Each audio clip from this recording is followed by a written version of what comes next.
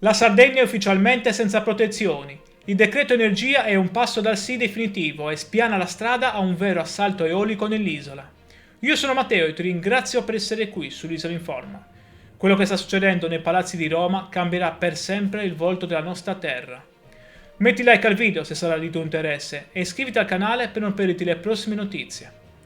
Approvato giovedì in Senato, il provvedimento arriverà presto alla Camera per l'ultimo via libera.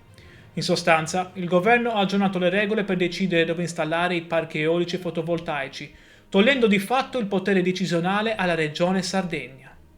Ma cosa rischia concretamente il nostro territorio? Le nuove norme impongono fasce di rispetto di soli 500 metri per il fotovoltaico e 3 km per l'eolico dei beni culturali. Ma il vero shock riguarda il mare. La Sardegna è stata totalmente esclusa dalle tutele offshore, il che significa pale eoliche in mare e a profusione lungo le nostre coste. Non esistono più aree non idonee. Porti e aree militari dismesse potrebbero essere ricoperti di aerogeneratori. Questo è un attacco diretto alla nostra autonomia.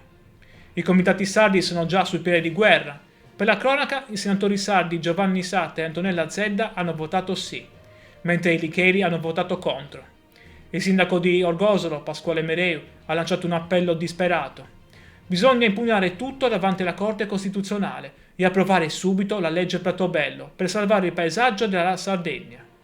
Questa norma sta passando senza il consenso dei sardi e ignora le nostre competenze esclusive in materia di ambiente. Cosa resterà della Sardegna se non fermiamo questo scempio ora? Curioso di conoscere la tua opinione?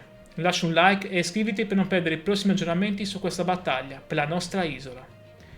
Grazie per la tua attenzione, che per me è davvero importante per dar voce a ciò che accade nella nostra terra.